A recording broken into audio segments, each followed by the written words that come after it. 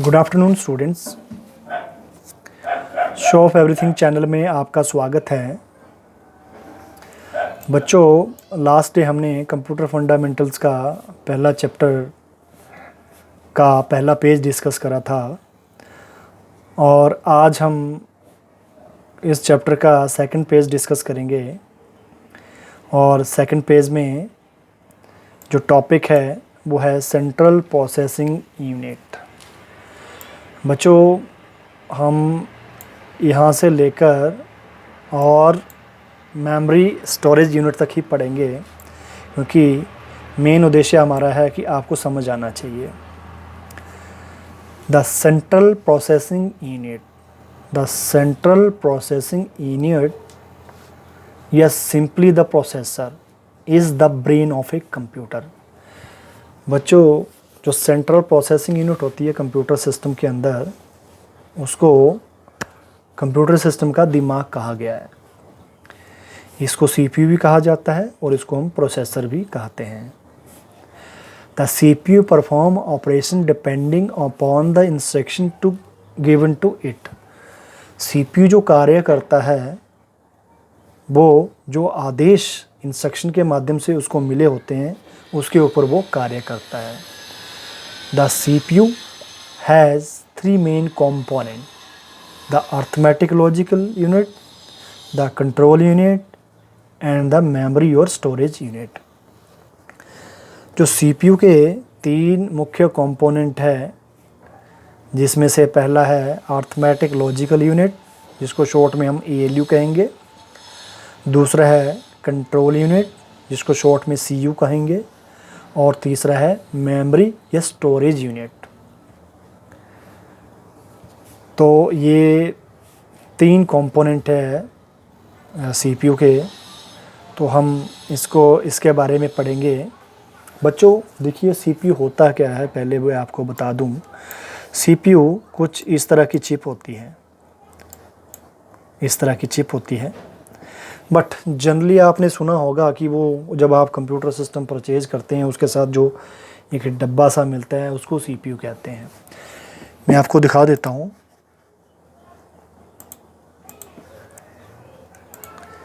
जब आपने computer system purchase करा, कंप्यूटर सिस्टम के साथ आपको एक इस तरह का सीपीयू मिलता है, उसके साथ एक मॉनिटर मिलता है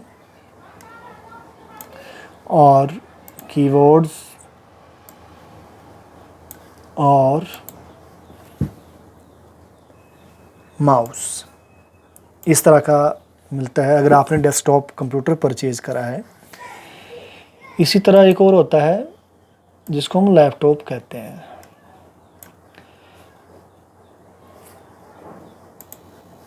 ये भी कंप्यूटर सिस्टम है, एक पोर्टेबल डिवाइस है। इसको आसानी से आप कहीं पे भी ले जा सकते हैं और इस पे ये बटन्स दिए होते हैं।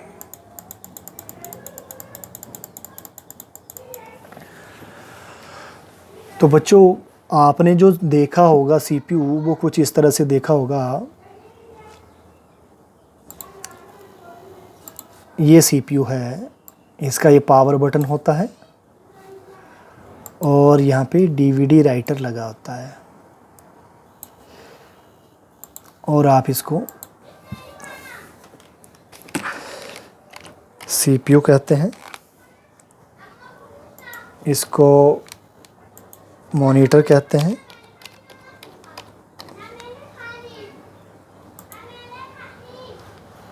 और ये कीबोर्ड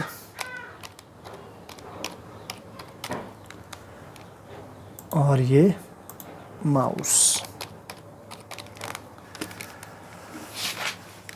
तो ये पूरा सिस्टम बनता है कंप्यूटर सिस्टम, इन सबको मिला के। तो आपने ये सीपीयू देखा होगा, ये वाला हिस्सा, ये वाला है। बट सीपीयू ये नहीं होता है, इसको हम मशीन कहते हैं। ये जो मशीन या कैबिनेट है, ये कंप्यूटर सिस्टम का बाहरी हिस्सा जिसको हम कैबिनेट या मशीन कहते हैं। ये वाला सीपीयू, जब इसको हम खोलेंगे इस मॉनिटर ये जो कैबिनेट है, इसको खोलने के बाद इसके अंदर एक मदरबोर्ड लगा हुआ होता है। बच्चों, इसके अंदर मदरबोर्ड लगा होता है उस मदरबोर्ड के अंदर काफ़ी ज़्यादा कंपोनेंट होते हैं और ये कंपोनेंट की अपनी अपनी वर्किंग है। ये मैं आपको ड्रा करके दिखा रहा हूँ, मैं आपको इंटरनेट से सर्च करके आपको दिखा देता हूँ। तो बच्चों ये है मदरबोर्ड। इस मदरबोर्ड, जब मैंने वो फ्रेम इसको ओपन करा तो इसके अंदर एक मदरबोर्ड लगा हुआ होता है, वो इस तरह से दिखता है। ये मदरबोर्ड है और ये जो सीपीयू है वो यहाँ पे लगा होता है। ये वाली जो चिप है सीपीयू की, ये वाली, ये मदरबोर्ड के इस भाग में लगी हुई होती है जिसको सीपीयू स्लॉट कहा जाता है। इस चिप का काम है निर्णय लेना। जितने भी कंप्यूटर सिस्टम के अंदर एक्शन परफॉर्म किए जा रहे हैं या प्रोसेस किए जा रहे हैं वो इसके द्वारा किए जा रहे हैं। जैसे हमारा दिमाग निर्णय लेता है, मान लो अगर हमें यहाँ पे 20-25 डिजिट दे दिए जाएं, डिजिट में काउंटिंग करने को दे दिया जाए कि इतने नंबर का सम करके दिखाइए, तो हमारा दिमाग उसको कैलकुलेट करेगा और हम उसका आंसर निकाल के दे देते हैं। इसी तरह कंप्यूटर सिस्टम के अंदर जो कैलकुलेशन करता है वो ये सीपीयू पार्ट काम करता है, प्रोसेस इसको ये करता है।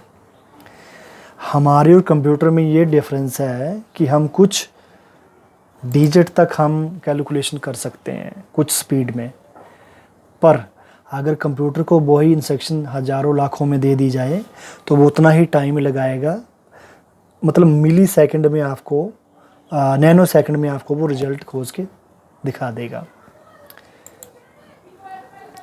अगर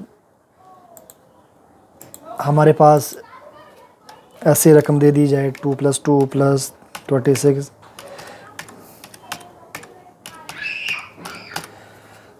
तो हम इनको प्लस करने में थोड़ा टाइम लगाएंगे, थोड़ा टाइम तो लगाएगा हमारा दिमाग, बट कंप्यूटर सिस्टम इसको क्विकली करके दिखा देगा, इसका रिज़ल्ट हमें जल्दी प्रोसेस करके दिखा देगा।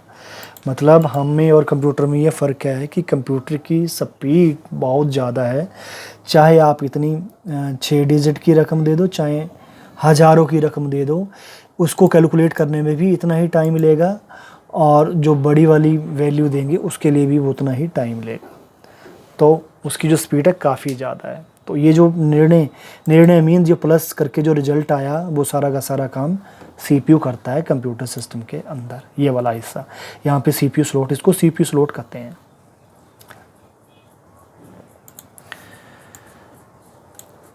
और ये जो है ये काम किसके ऊपर करेगा, जो इंस्ट्रक्शन कंप्यूटर को मिली हुई है। इंस्ट्रक्शन का मतलब क्या हुआ, आदेश।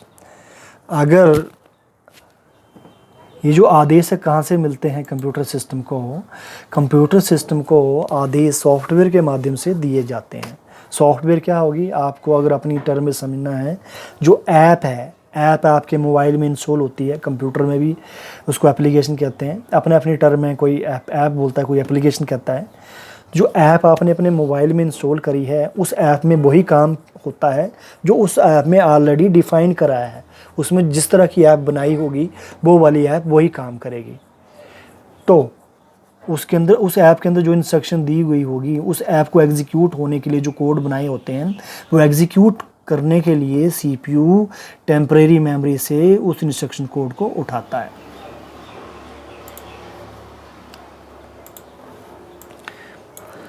आपको ज़्यादा वो नहीं, दिमाग नहीं लगाना है बच्चों, आपको सिर्फ बेसिक सा समझना है।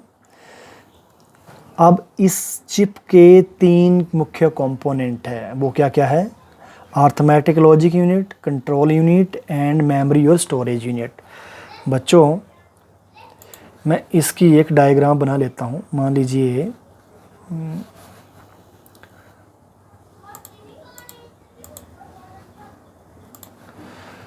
मैंने ये जो सीपीयू चिप है इसको यहाँ पे ड्रा कर लिया, ये वाली सीपीयू चिप को यहाँ पे ड्रा कर लिया। इस सीपीयू चिप के 3 कंपोनेंट है।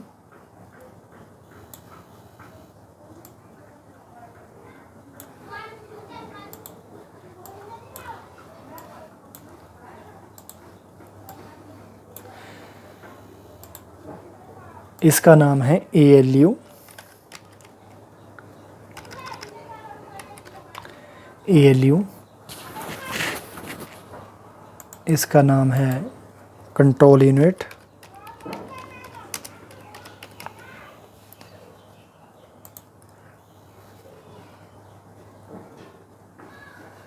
और इसका नाम है मेमोरी या स्टोरेज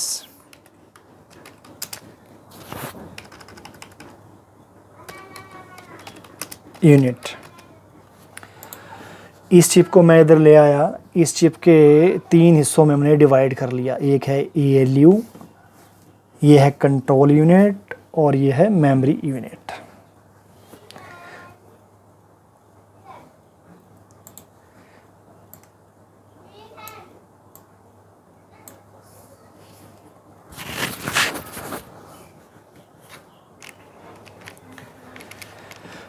अब हम इसकी जो यूनिट है 3 बच्चों, इसको हम समझेंगे। पहला है arithmetic logic unit. The ALU does all type of arithmetic operation. Let us take the example of multiplying 2 numbers. ये जो ALU पार्ट है इस CPU का, इसका काम है अर्थमेटिकली एंड लॉजिकल ऑपरेशन करना। अर्थमेटिकल लॉजिकल ऑपरेशन क्या हो गए? जिसमें plus minus multiply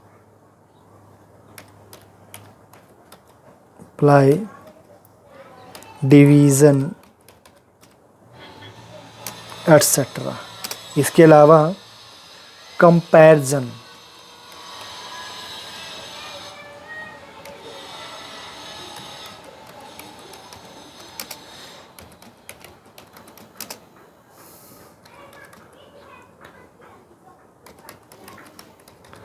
comparison related instruction को एग्जीक्यूट करवाना, इसका काम है ALU का। अगर तो जो CPU को इंस्ट्रक्शन आई है उस इंस्ट्रक्शन में प्लस माइनस मल्टीप्लाई डिवीज़न या उस इंस्ट्रक्शन में कुछ कंपैरिजन से रिलेटेड काम बताया गया है, तो ये CPU का ALU पार्ट काम करेगा, उसके ऊपर वो एक्शन परफॉर्म करेगा। उन इंस्ट्रक्शन में ये वाला हिस्सा काम करेगा ALU। इसमें यह बताया है कि अगर 2 + 2 मल्टीप्लाई होने के लिए आएगा तो CPU का जो ये हिस्सा है ALU पार्ट, वो हिस्सा काम करेगा। The number that you give as input are first sent to the memory of the CPU। देखिए बच्चों,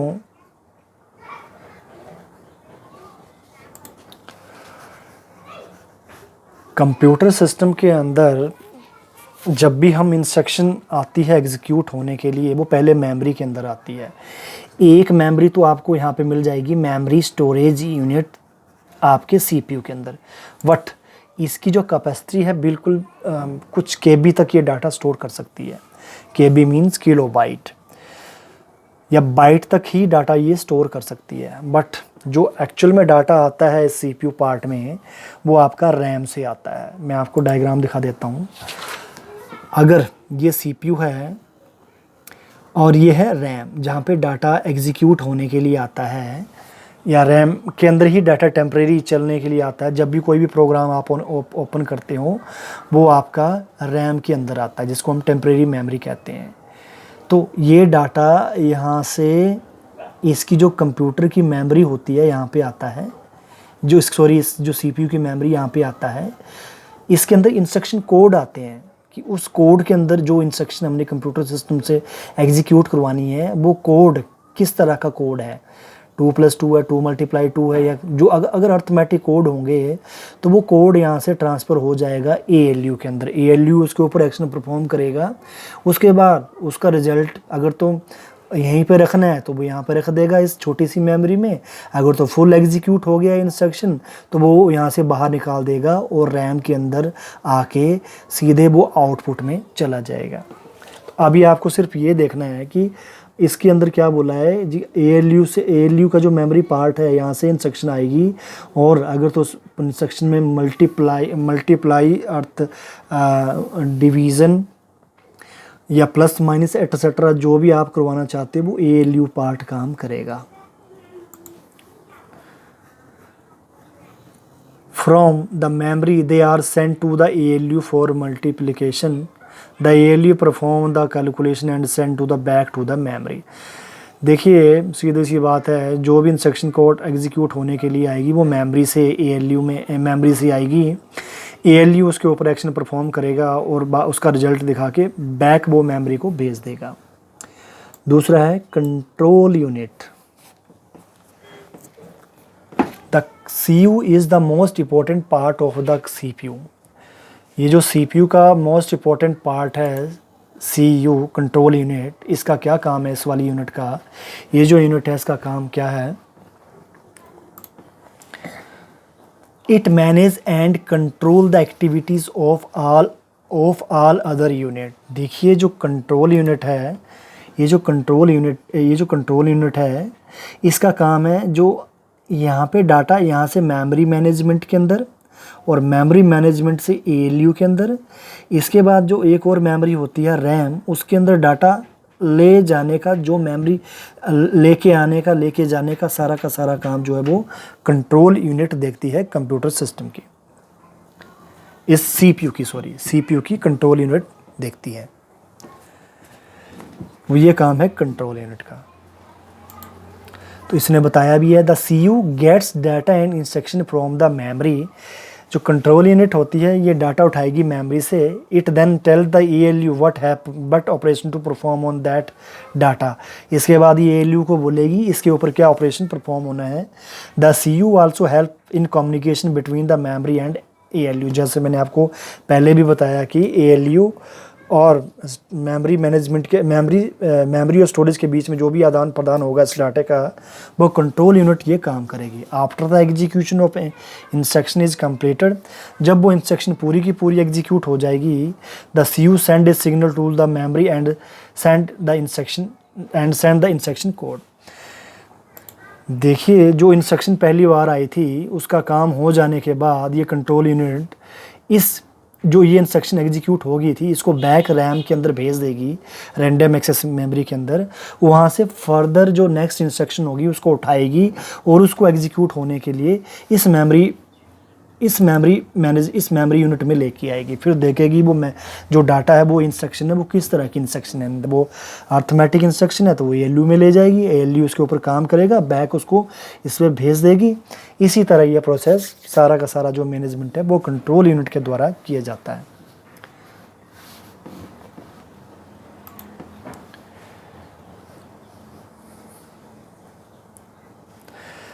अगला है बच्चों मेमोरी या स्टोरेज यूनिट, जो हमने तीसरा पढ़ा था मेमोरी। ये जो पार्ट है मेमोरी, ये वाला पार्ट मेमोरी या storage unit. This unit temporarily store data and instruction that are used for processing. देखिए ये जो यूनिट है CPU की, ये टेम्पररी डाटा स्टोर करती है। क्यों स्टोर करेगी? क्योंकि उस डाटा के ऊपर एक्शन परफॉर्म किए जाने होते हैं। किस तरह के एक्शन परफॉर्म होंगे? जो भी इंस्ट्रक्शन परफॉर्म किए जाएंगे वो यहाँ पे आएंगे पहले, उसके बाद एग्जीक्यूट हो जाने के बाद वो बैक जो दूसरी मेमोरी होती है रैम के अंदर जाके उसके बाद वो एग्जीक्यूट हो जाता है, जो कि आउटपुट के रूप में कन्वर्ट हो जाता है। तो सीधी सी बात है, स्टोरेज और मेमोरी यूनिट में टेम्पररी डाटा स्टोर किया जाता है, तो वो इस वाले हिस्से में किया जाता है। इस वाले जो मेमोरी यूनिट होती है इसको हम रजिस्टर्स कहते हैं। रजिस्टर को हम डिटेल में डिस्कस नहीं करेंगे, बस इसका नाम रजिस्टर है। और इसके बाद एक टेम्पररी मेमोरी और होती है जिसका नाम है रैम है। तो बच्चों आज के टॉपिक में इतना ही बताऊंगा, क्योंकि अगर ज़्यादा कराऊंगा तो थोड़ा आपको भी बोरिंग लगेगा और आपको इतना ज़्यादा समझ नहीं आएगा। तो आपको बस इतना ही करना है। CPU का आज हमने पढ़ा है। सेंट्रल प्रोसेसिंग यूनिट क्या होती है? सेंट्रल प्रोसेसिंग यूनिट जो है कंप्यूटर सिस्टम का दिमाग है। वो उस तरह से कुछ दिखने में ये दिखाई देती है, इस तरह से ये CPU। इसका अगर मैं दूसरा दिखा दूँ CPU चिप, इसका जो फ्रंट पैनल है वो दिखा दूँ तो वो कुछ इस तरह से दिखता है।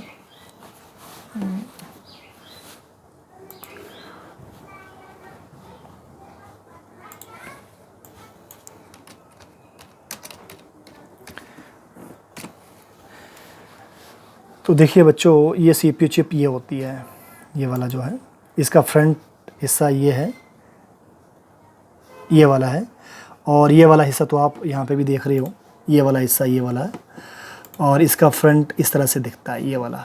जैसे ये Core i7 प्रोसेसर है, तो ये फ्रंट हिस्सा है, और ये नीचे वाला हिस्सा जहाँ पे पिन्स लगी हुई होती है, और ये मदरबोर्ड के CPU स्लॉट में इंसर्ट की जाती है। तो ये CPU आ गया, दिमाग है ये कंप्यूटर सिस्टम का, और इस दिमाग के अंदर 3 कंपोनेंट है। एक है अर्थमेटिक लॉजिक यूनिट, दूसरा है कंट्रोल यूनिट, तीसरा है मेमोरी और स्टोरेज यूनिट। इसका काम है जो भी arithmetic operation, plus minus, division, multiply या लॉजिकल ऑपरेशन, जिस लॉजिकल ऑपरेशन कुछ ऐसे ऑपरेशंस होते हैं जिसके अंदर कंपैरिजन किया गया हो, तो उस तरह के जो कोड होंगे वो ये अर्थमेटिक लॉजिक यूनिट काम करेगा। दूसरा है कंट्रोल यूनिट। कंट्रोल यूनिट का मेन काम है मेमोरी मैनेजमेंट यूनिट से लेके अर्थमेटिक लॉजिक यूनिट बीच में जो भी काम हो रहा है इंस्ट्रक्शन का, जो भी इंस्ट्रक्शन आई होगी उसको आदान प्रदान करने का काम इस कंट्रोल यूनिट का है। इसका पूरा का पूरा मैनेजमेंट जो इस कंट्रोल यूनिट का है। और मेमोरी और स्टोरेज यूनिट मींस जो टेम्परेरी डाटा स्टोर करती है, इसको हम मेमोरी और स्टोरेज यूनिट कहेंगे। तो बच्चों, आई होप आपको कुछ समझ आया होगा। तो अगर कुछ अभी भी दिक्कत है तो आप कमेंट बॉक्स में ज़रूर लिखें, और कल मिलते हैं। हमारा नेक्स्ट टॉपिक है इनपुट डिवाइसेस। तो थैंक यू गाइस, धन्यवाद, बाय बाय।